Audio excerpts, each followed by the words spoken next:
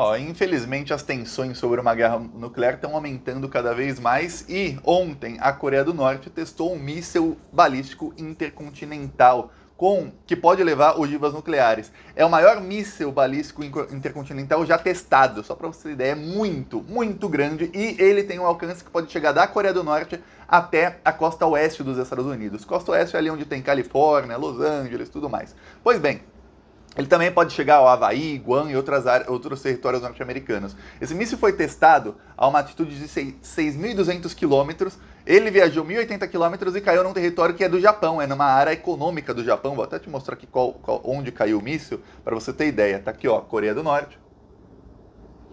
Essa área aqui pertence ao Japão. E ele caiu aqui no Japão. Aqui poderia ter navio, poderia ter qualquer coisa, e caiu aqui o míssil. A Coreia do Norte fez isso claramente para provocar e mostrar força. Enquanto o mundo inteiro fala sobre possibilidade de guerra nuclear, porque a OTAN segue enviando armas para a Ucrânia, coisa que o Putin falou que se fosse feita, ele faria com que quem fizesse isso pagasse caro por isso. A Coreia do Norte vem, a Coreia do Norte não estava no noticiário faz muitos anos, faz 5 anos que não se fala de Coreia do Norte, a Coreia do Norte vem e fala, olha, nós estamos aqui, nós também temos força para ter um papel nessa guerra. Vamos lembrar, a Coreia do Norte é aliada da China, a Coreia do Norte só hoje tem algum progresso lá interno no país, porque eles recebem financiamento da China, eles conseguem fazer negócios com a China, porque eles sofrem sanções do mundo inteiro, de todo o mundo, desde a Guerra da Coreia, que foi lá nos anos 40, logo depois da Segunda Guerra Mundial, quando os Estados Unidos invadiram a Coreia para lutar lá e para tentar acabar com o comunismo na Coreia do Norte. Vamos lembrar que a Coreia do Norte não tinha problema nenhum com os Estados Unidos, eles é que inventaram uma guerra lá. Desde então, a Coreia do Norte se tornou um país isolado do mundo. Agora, a Coreia do Norte está mostrando um poder e, para você ter ideia, os sul-coreanos estão apavorados e na OTAN se falou muito disso porque eles não imaginavam que a Coreia do Norte tinha tamanho poder.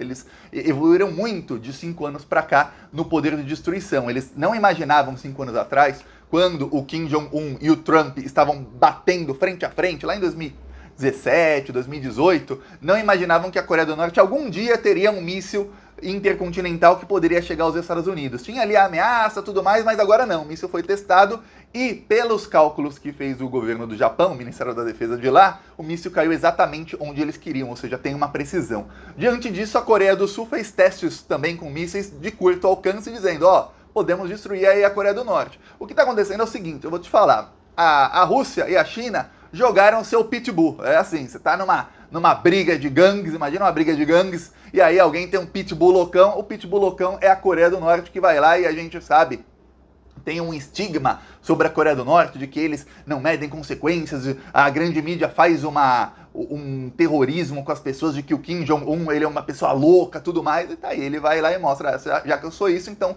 vamos ver agora quem tem mais poder. Olha só o que está acontecendo, eu vou te explicar o motivo das tensões terem aumentado tanto nos últimos 3, 4 dias, eu até tinha falado aqui, eu falei isso aqui faz o quê? 3, 4 dias exatamente, falei, estão baixando as tensões pelo menos de guerra nuclear, agora não, estão aumentando cada vez mais. O Putin falou que se a Rússia for ameaçada, ele não vai pensar 2 vezes em apertar o botão nuclear, onde isso tá chegando. Eu vou falar isso, mas antes, um segundinho, se você sabe que a grande mídia vai mentir, porque, olha, não interessa qual é a notícia, e ainda mais sobre a guerra e tudo mais, a grande mídia mente, e olha, eles mentem muito. Eu tava vendo ontem no Twitter, as peças de propaganda feitas pela grande mídia, olha, é uma vergonha total, eles mentem absolutamente tudo. Outro dia eu mostrei aqui, eles mentem, isso é o tipo de mentira que existe em guerra, você falar que o outro lado perdeu mais soldados, que o seu lado matou mais do que o outro, tudo mais, e a grande mídia tem um lado na guerra que é o lado dos Estados Unidos. E aí, eles falaram que tinham destruído não sei o que da Rússia, e depois aparecia que não tinha destruído. Falavam que a Rússia tinha matado e torturado ucranianos, aí aparecem os ucranianos vivos, todos bem lá. Falavam que a Rússia estava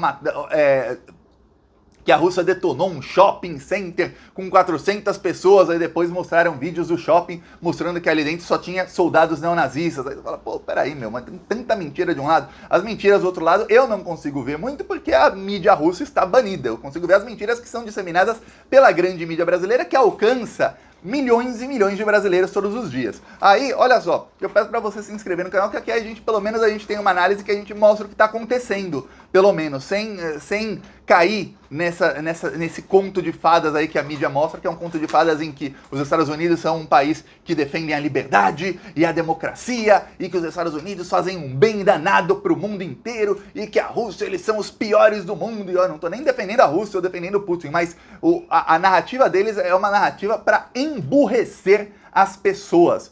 Para você ter ideia, na guerra, estima-se que morreram mais ou menos 1.200 civis até o momento.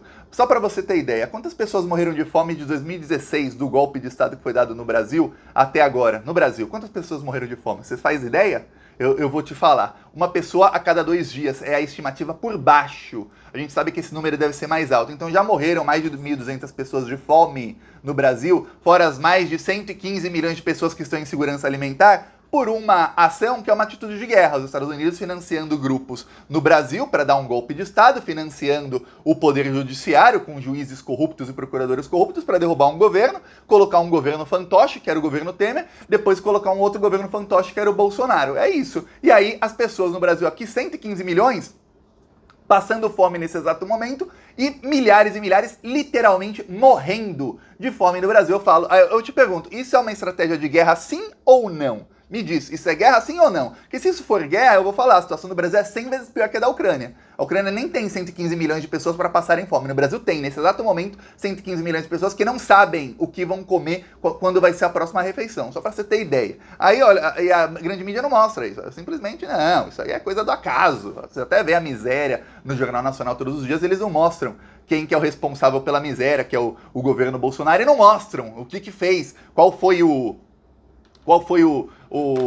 evento histórico no Brasil, qual é o contexto para o Bolsonaro acabar sendo eleito. Aliás, um contexto parecido com a Ucrânia. Houve um golpe de Estado, os Estados Unidos financiaram grupos neonazistas, e aí tinha um presidente fantoche que conseguiu ser eleito diante de muita polarização. Todo mundo que, logo depois do golpe de Estado, colocaram um governo muito impopular. No Brasil era o Temer e na Ucrânia era se não me engano, o Poroshenko. E aí, um governo que 90% da população rejeitava, e logo depois isso abriu espaço para entrar um outsider, ou seja, alguém de fora da política. No caso, o Bolsonaro conseguiu enganar dizendo que era de fora da política, mesmo sendo deputado há 28 anos. E lá na Ucrânia foi lá o comediante Zelensky. Tá, voltando à Coreia do Norte. A Coreia do Norte testou esse míssil aqui, ó.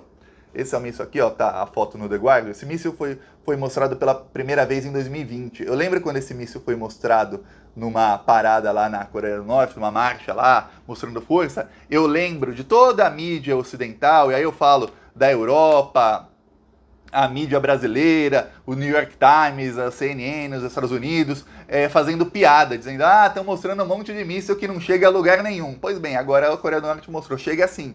Não apenas chega, ele chega diretamente onde a gente quer, e ele tem um alcance para chegar da Coreia do Norte até os Estados Unidos. Então, fiquem com medo. Aí os Estados Unidos estão lá, epa! Aí, esse lançamento foi feito na hora que o Kim Jong-un escolheu uma hora certa para ele, que era o quê?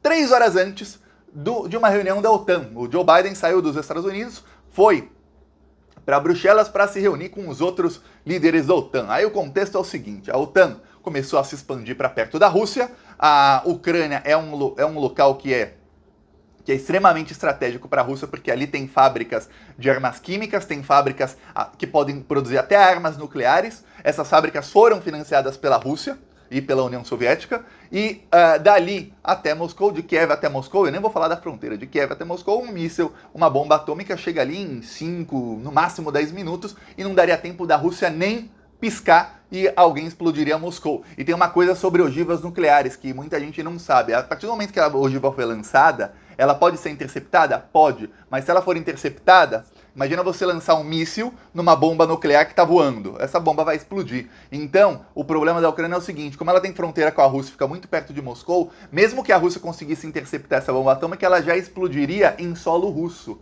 Então, ela mataria milhões de russos potencialmente. Esse é o problema da Ucrânia comparado com alguns outros países que a OTAN tem perto da fronteira. Esses países não têm eles não têm a fábricas de armas, de mísseis, nada, eles não ficam tão perto de Moscou e de áreas civilizadas da Rússia, só para que você saiba o contexto. Então, o Putin falou, não, ou a gente invade a Ucrânia agora, essa é a versão do governo russo, ou a gente invade a Ucrânia agora, ou depois será tarde demais, que os Estados Unidos vão colocar uma arma na nossa cabeça e eles vão fazer o que eles fazem com todos os outros países do mundo. Eles vão usar o imperialismo dele e vão usar o fato deles terem poder nuclear e terem uma arma sobre a nossa cabeça, para quê? Para chantagear e para começar a impor golpe de Estado, para começar a interferir na política local. A gente sabe que os Estados Unidos interferem na política local de todos os países onde eles podem interferir.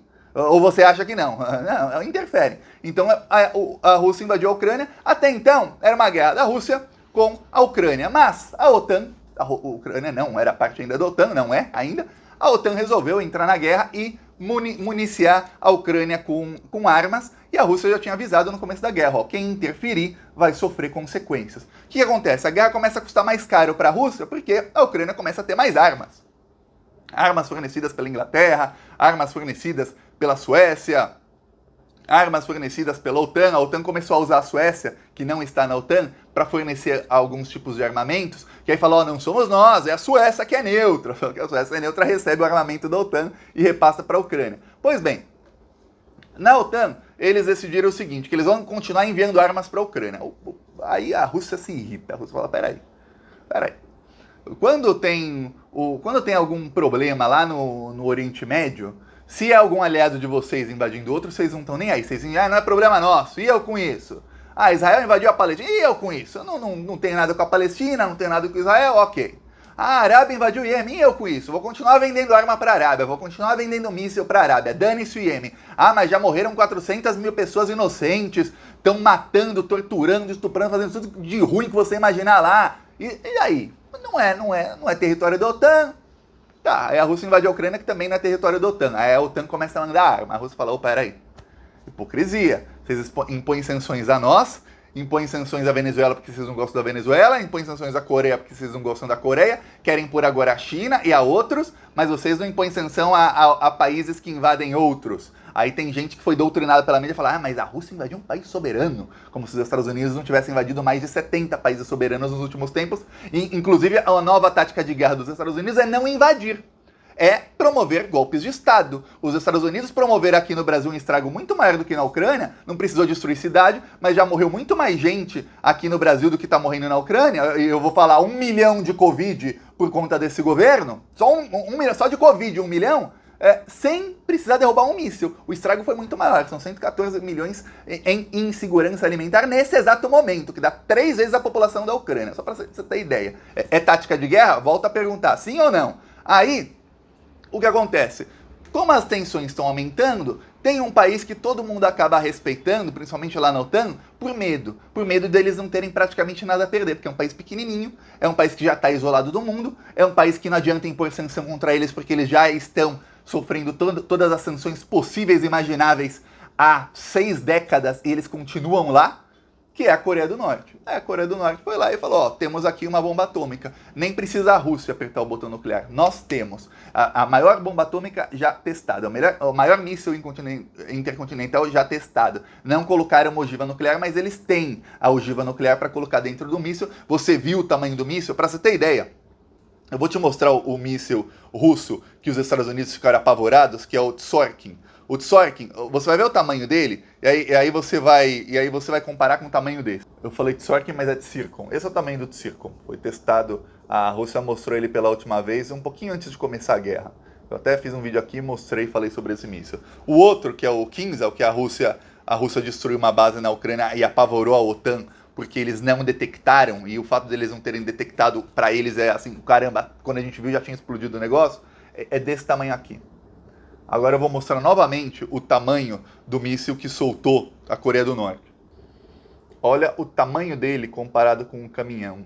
Pra você ter ideia, ele é 3, 4 vezes maiores do que esses outros mísseis, por exemplo. Aquele Kinzhal, que é o último que eu mostrei, ele tem capacidade para 500 quilos de ogiva, pode ser nuclear ou não. Esse aqui, não se sabe nem a capacidade dele, porque a Coreia do Norte não vaza esse tipo de dados. Então, imagina o tamanho da tensão agora. E enquanto isso, a OTAN resolve o quê? Dobrar a aposta e enviar mais armas para a Ucrânia. A tensão está aumentando, aumentando, aumentando. Quem poderia abaixar a tensão? Que são exatamente a OTAN e falar, ó, vamos parar com a guerra, vamos tentar um acordo, cessar fogo, ó, não queremos mais a Ucrânia na OTAN? Não. Eles mantêm a política de quererem que a Ucrânia entre na OTAN, mas não agora, porque agora a Ucrânia está em guerra. Quando acabar a guerra, aí sim a Ucrânia pode entrar na OTAN. Ou seja, eles continuam dando para a Rússia a desculpa para a Rússia invadir a Ucrânia e quanto mais dura essa guerra, mais destruição vai ter, mais gente inocente vai ser morta, mais gente inocente vai sofrer, porque tem gente que não é morta, mas perde absolutamente tudo, tem gente que está sendo torturada, os nazistas lá estão tocando terror, eu nem estou mostrando mais aqui os vídeos, que é coisa muito pesada, mas eles estão tocando o terror, os nazistas lá, e a coisa está ficando cada vez pior para as pessoas inocentes, que são as que mais sofrem. Assim como aqui no Brasil, em outros países que sofreram golpes de Estado financiados pelos Estados Unidos, as pessoas mais pobres sofrem. Lá, num país onde tem guerra, que começou por conta da expansão da OTAN e por conta dessas provocações todas e dessas ameaças feitas à Rússia, que é um país que não aceita ameaças, agora as pessoas inocentes é quem sofrem. É isso aí. Bom, vamos ver agora o que pode acontecer. Espero eu que as coisas terminem bem, principalmente para as pessoas, para os cidadãos comuns, porque esses políticos, eu vou falar uma coisa, aconteça o que acontecer, estarão todos eles seguros. O Joe Biden tem um avião, o Putin também tem um parecido, que é um avião à prova de míssil, sabia? Um avião à prova de bala, à prova de absolutamente, de quase tudo. E desse avião eles podem ficar lá, eles podem destruir o mundo inteiro enquanto eles estão lá no ar, sobrevoando, tudo, mas só para que você tenha ideia, é a gente que se ferra. É isso, falou.